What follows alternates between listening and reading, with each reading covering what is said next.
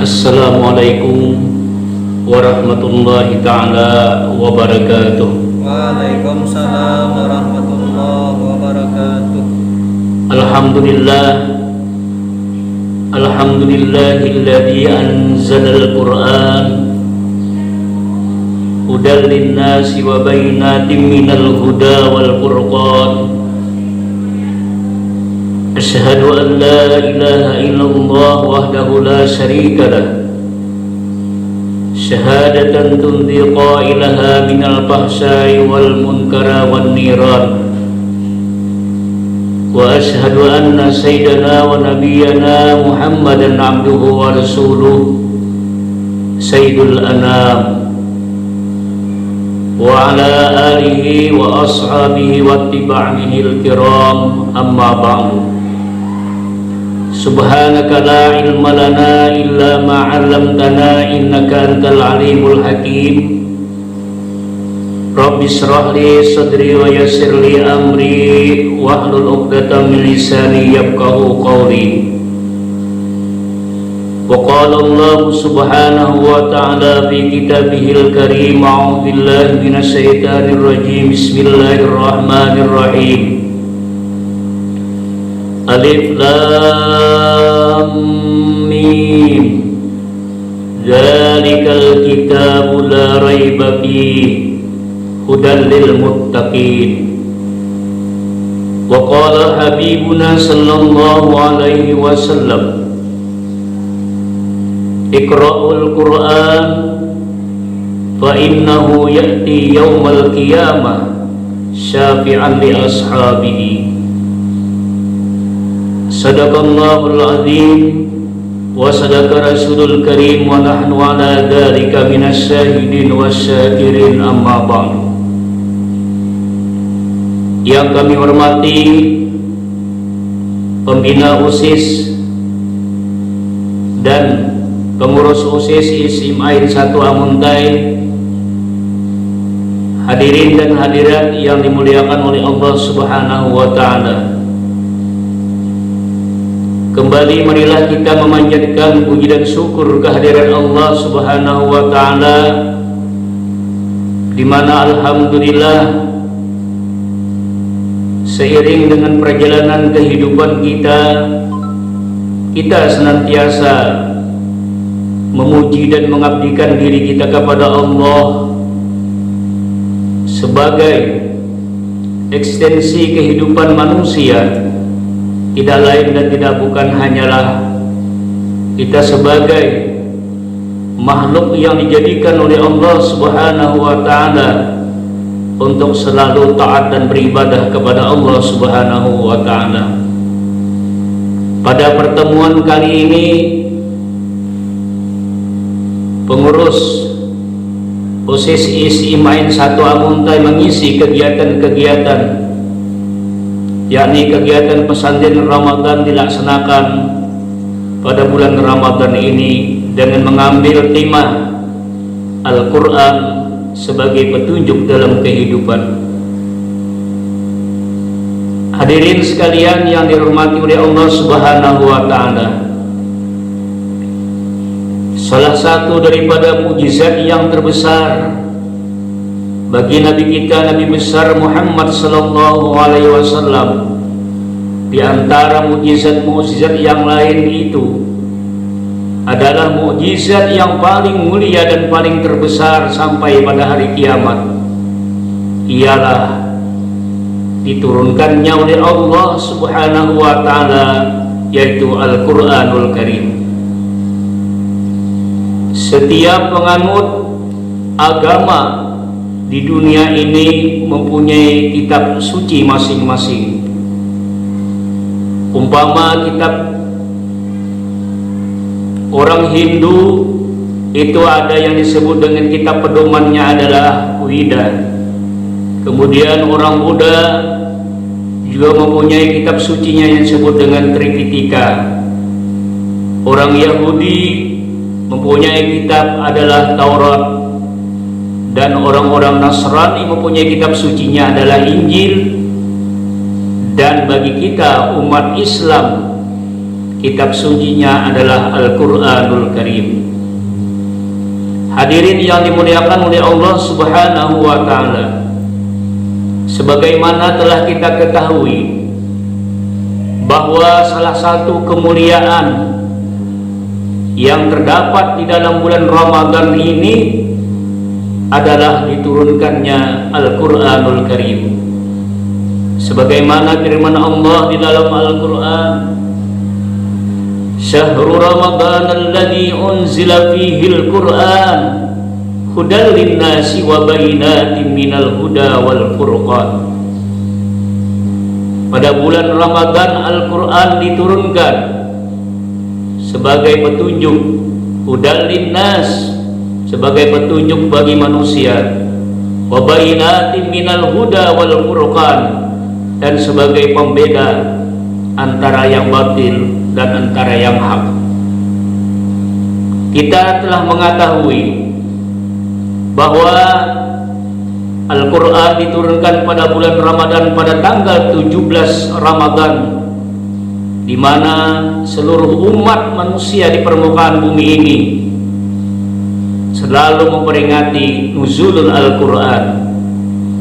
Al-Quran yang awal-awalnya diturunkan pada tanggal 17 Ramadan itu ketika Nabi kita Muhammad sallallahu alaihi wasallam berada di Gua Hira. Turunlah pada saat itu Jibril membawakan wahyu kepada Nabi kita pada saat beruzlah, pada saat berada di Gua Hira. Surah Al-Alaq ayat 1 dengan ayat 5 yang berbunyi, Bismillahirrahmanirrahim. Iqra bismi rabbikal ladzi khalaq, khalaqal insana min 'alaq. Iqra wa rabbukal akramul ladzi 'allama bil qalam, 'allamal insana ma lam ya'lam.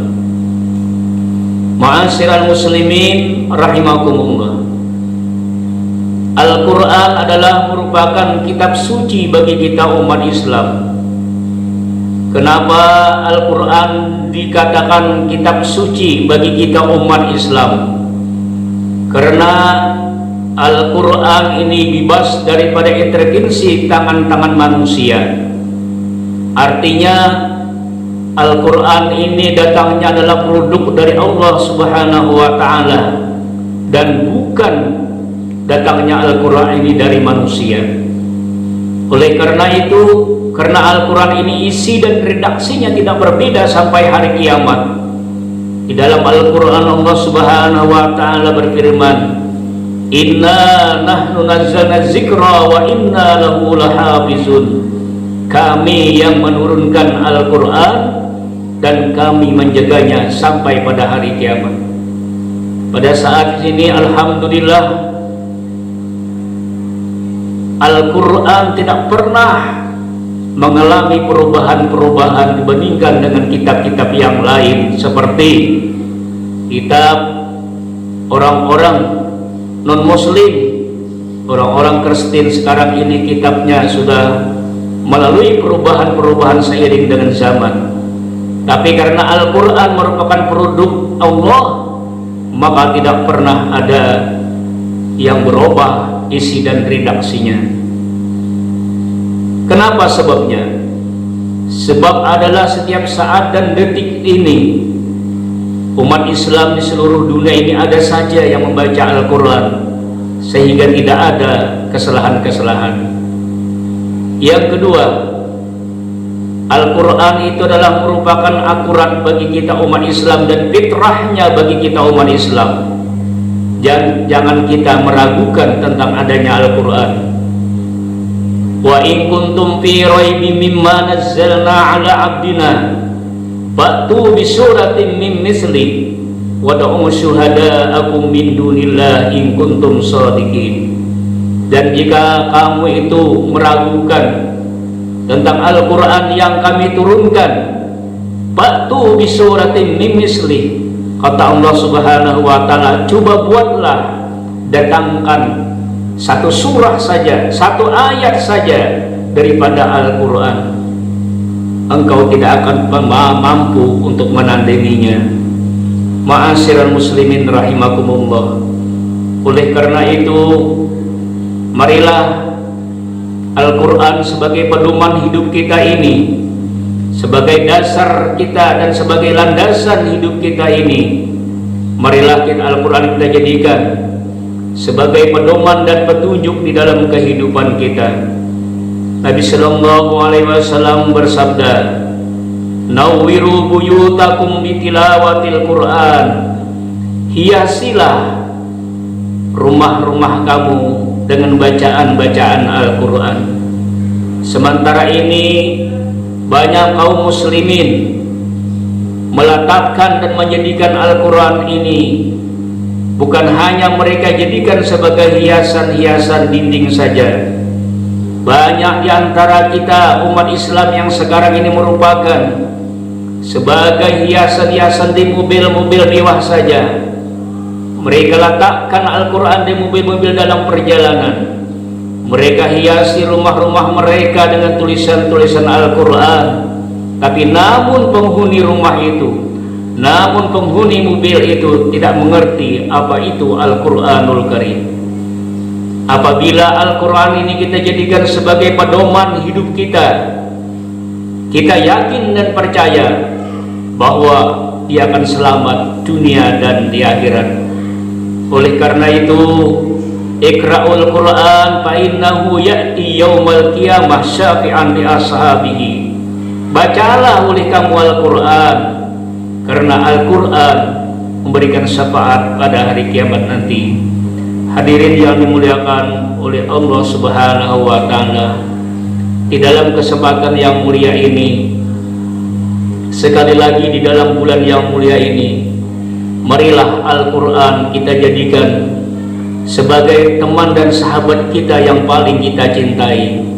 Karena di dalam sebuah hadis Rasulullah mengatakan, salah satu orang yang dirindukan, salah satu orang yang dinantikan oleh surga adalah, yang pertama adalah al-jannatu mustaqatun ila arba'ati nafarin taliyal Qur'an wa hafizul lisan wa mutmi'ul ji'an wa saumi Ramadan. Salah satu yang dirindukan Al-Quran adalah dan dinantikan oleh Al-Quran adalah orang-orang yang gemar dan suka membaca Al-Quranul Karim. Hadirin yang kami muliakan, sampai disinilah ceramah tentang tema Al-Quran sebagai petunjuk dalam kehidupan kita. Wabillahi taufiq wal hidayah. Wassalamualaikum warahmatullahi wabarakatuh.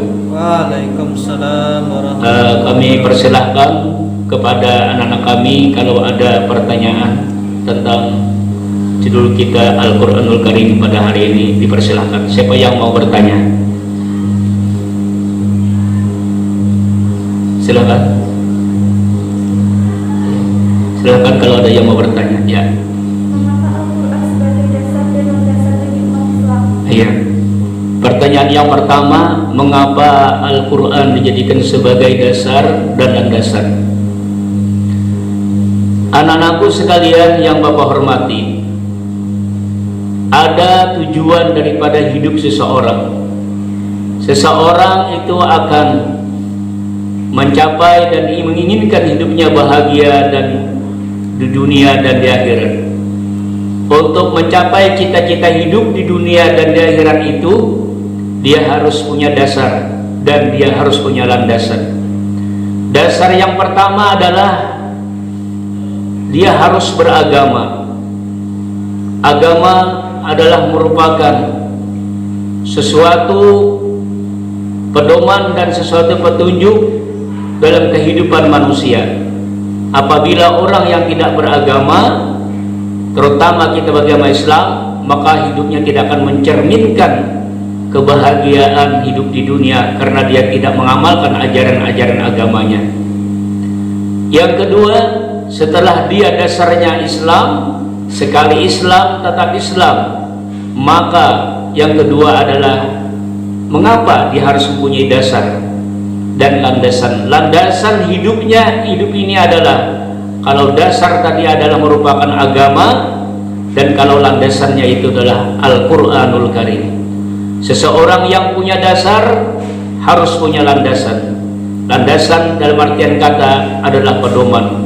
Seseorang yang tidak mempunyai pedoman dalam hidupnya, terutama Al-Quranul Karim ini, dia tidak akan bisa sukses dalam kehidupannya, baik di dunia dan di akhirat. Oleh karena itu, mengapa pentingnya landasan hidup ini bagi kita Al-Quran?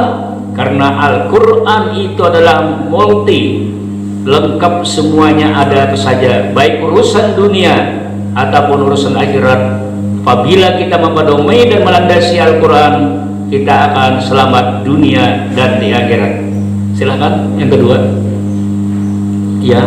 Mengapa akhir-akhir ini umat Islam banyak yang meninggalkan atau mengamalkan isi dari Al-Quran? Iya. Akhir-akhir ini kayaknya banyak umat Islam kita yang sudah banyak melupakan bacaan-bacaan dan pedoman-pedoman Al-Quran itu sendiri, karena seiring dengan perkembangan zaman, seiring dengan arus informasi dan globalisasi dunia yang semakin canggih ini, kita akhir-akhir ini berbeda dengan 20 tahun yang silam, kita berbeda dengan 14 abad yang silam, karena umat manusia yang sekarang ini mereka cenderung untuk menikmati kesenangan duniawi. Terutama yang melanda umat Islam bagi sekarang ini adalah mereka lebih senang membaca Quran daripada Al-Quran.